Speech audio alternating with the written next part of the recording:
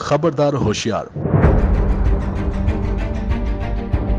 Social media पर post करना खतरनाक करार।